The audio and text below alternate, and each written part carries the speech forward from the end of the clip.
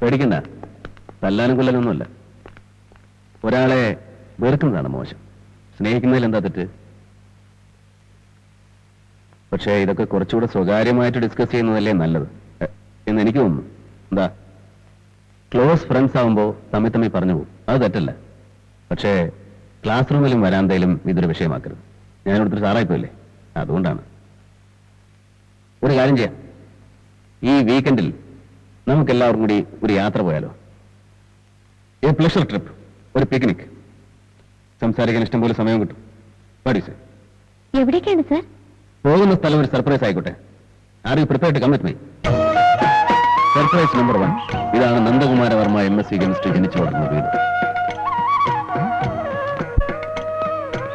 Surprise number 2, അതാണ് നന്ദകുമാരവർമ്മയുടെ അമ്മ, കിള്ളിമംഗലം കോവിലകത്ത് പരേതനായ മോഹനവർമ്മയുടെ ധർമ്മപത്നി. അമ്മേ, എന്റെ കോളേജിലെ കുട്ടികളാ. ഇവർക്ക് ഒരു ദിവസം രാവിലെ ഉറക്കം എഴുന്നേറ്റപ്പോ ഒരു മോഹം, അമ്മയെ ഒന്ന് കാണണം. എന്നാ പിന്നെ അങ്ങനെ ആയിക്കോട്ടെ ഞാനും വിചാരിച്ചു. വരണം, ഇവർക്ക് ഒന്ന് അറിയിച്ചൂടായിരുന്നോ നന്ദ? പെട്ടെന്നുണ്ടായ മോഹമില്ലമ്മേ, എങ്ങനെ അറിയിക്കാനാ? മേ, ചായ ഉണ്ടാക്കും പാലൊക്കെ ഉണ്ടല്ലോ, ഇല്ലേ ചമ്മലാണ്. കറവക്കാരെ കേശരി ഇന്നിങ്ങോട്ട് കണ്ടതേ ഇല്ല. അവൾപ്പല്ല, അത് ഇവരെ പറഞ്ഞു. വാ വരും മക്കളെ. ഭാവിയിലെ അമ്മായിയമ്മയല്ലേ, വേണമെങ്കിലും ഒന്ന് കാലിൽ വീണ് അനുഗ്രഹം വാങ്ങിച്ചോ. വാങ്ങിയേക്കല്ലേ.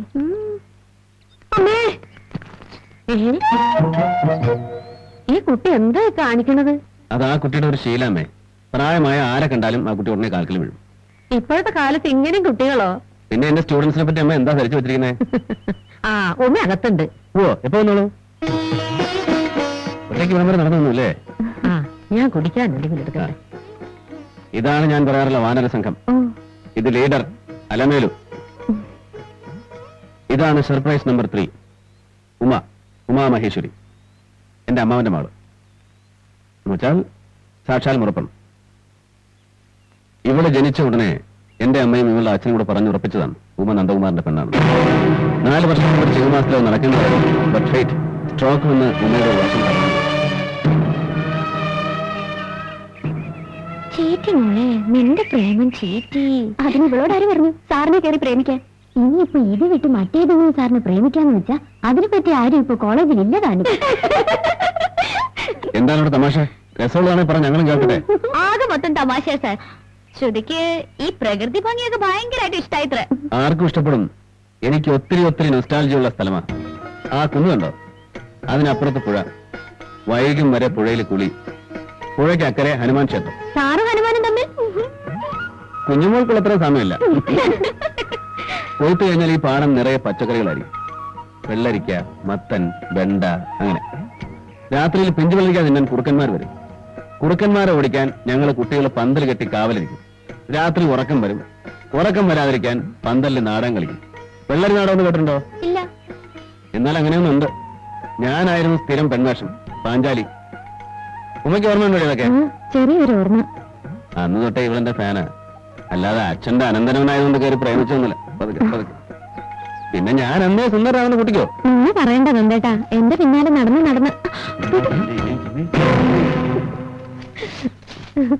എന്തിനാ ഒരു ദിവസം ആക്കണത്? ഒരു 3-4 ദിവസം കഴിഞ്ഞിട്ട് പോയാൽ മതി. എന്നാ നന്നായി. അധ്യാപകൻ വിദ്യാർത്ഥിനികളെ തട്ടിക്കൊണ്ട് പോയി പത്രത്തിൽ വായിക്കും. ഉമ്മയ്ക്ക് ഒരു സന്തോഷമാവുമല്ലോ എന്ന് കരുതി. പിന്നെ ഈ വീട്ടിലൊരു ഒച്ചനൊക്കെ ഉണ്ടാവൂല്ലോ. ഒറ്റ ദിവസം കൊണ്ട് ഫുട്ബോൾ ഗ്രൗണ്ട് ആക്കും ഇവിടെ. ആചാര്യ ജനസുകളാ. അമ്മാവൻ അറിയില്ല അവരെ. ഇപ്പോഴത്തെ പിള്ളേരല്ലേ എന്താ, കുറച്ചൊക്കെ കളിതമാശകൾ നല്ലതാ. ആ, കുറച്ചൊക്കെ കളിതമാശകൾ നല്ലതാ. ഞാൻ കുടിക്കാൻ എന്തെങ്കിലും എടുക്കട്ടെ? ആ, നല്ല ഐഡിയ. എന്താ ശ്രുതി? പാടത്ത് കുറച്ച് പണിക്കാർ നിൽക്കുന്നുണ്ട്. ഞാനൊന്നും കൂടെ ചെല്ലട്ടെ. നന്ദനെ ഇവിടെ തന്നെ കാണൂല്ലോ. ഞാനുണ്ടോ? എന്നാ നിങ്ങളുടെ കാര്യം ചെയ്യും, നേരെ അടുക്കളോട്ട് ചെല്ല്. ഉമ്മ എവിടെ ഉണ്ട്? ഇപ്പോ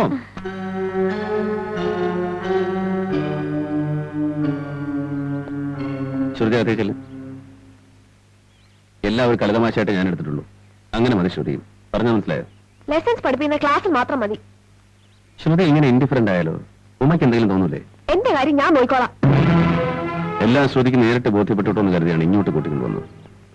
മനസ്സിൽ ഇനി എന്തെങ്കിലും ബാക്കിയുണ്ടെങ്കിൽ അത് ഇവിടുന്ന് പോകുമ്പോൾ തീരണം. ശ്രുതി എന്നും എന്റെ പ്രിയപ്പെട്ട സ്റ്റുഡന്റ് ആയിരിക്കണം, നല്ല ഫ്രണ്ട് ആയിരിക്കണം. ഓക്കെ, ഇങ്ങോട്ട് നോക്ക്. B cheerful.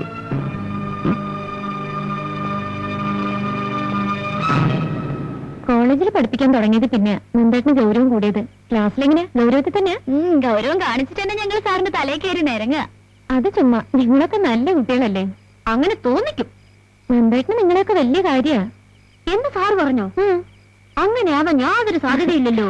അല്പം കുസൃതി കാണിച്ചാലും നന്നായിട്ട് പഠിക്കുന്ന കുട്ടികളെ സാറുമാർക്ക് ഇഷ്ടാവും. മോളെ നീ കിടക്കാൻ നോക്ക്, പുറത്ത് നല്ല തണുപ്പുണ്ട്. സാരമില്ല അച്ഛാ, അച്ഛൻ കിടന്നോളൂ. ഞാൻ ഇവരുടെ കൂടെ കുറച്ചു നേരം ഇരിക്കട്ടെ. ചേച്ചി, ഏത് രാഷ്ട്രങ്ങളായാലും കുറെ യുദ്ധം ചെയ്ത് മടുക്കുമ്പോ ഇടയ്ക്കൊരു സമാധാന കരാറിൽ ഒപ്പിടും. പക്ഷെ ഞങ്ങളുടെ കൂട്ടത്തിലുള്ള ചെറിയ ചില നാട്ടുരാജ്യങ്ങൾ ഇപ്പോഴും യുദ്ധം തുടർന്നുകൊണ്ടിരിക്കുക. കുട്ടിക്ക് എന്ത് പറ്റി? ഒന്നും കഴിക്കുന്നില്ലല്ലോ. വന്നപ്പോ തൊട്ട് ഞാൻ ശ്രദ്ധിക്കുന്നതാ, ഒരു മൂഡ് ഓഫ് പോലെ. എന്താ, നിങ്ങളുടെ നാടും വീടൊന്നും ഇഷ്ടായില്ലേ? ഏയ് അതൊന്നുമല്ല, ഒരു തലവേദന. ആണോ? എങ്കിലത് പറയണ്ടേ? ഇന്ന് ഇവൾക്ക് തലവേദന, മറ്റെല്ലാപ്പോഴും ഇവളും ഞങ്ങൾക്ക് തലവേദന. ദേ അധികം ഷൈൻ ചെയ്യണ്ടോ. ചിലപ്പോ യാത്ര ചെയ്തിട്ടാവും. ഞാൻ ബാം എടുത്തു വരാം, അത് പുരട്ടെ മാറും. വേണ്ട, ബാം പുരട്ടെ മാറില്ല. എങ്കിൽ കുട്ടി കിടന്നോളൂ, ഞാൻ കിടക്ക വിരിച്ചിട്ടുണ്ട്.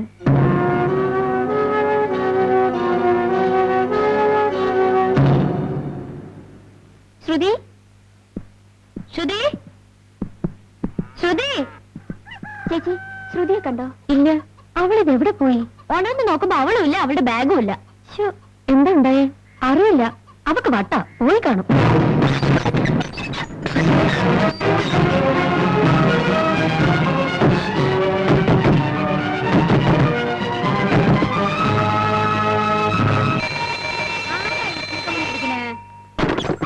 ആഹാ, വന്നോ? മറ്റുള്ളവരൊക്കെ ഇവിടെ? അയ്യോ,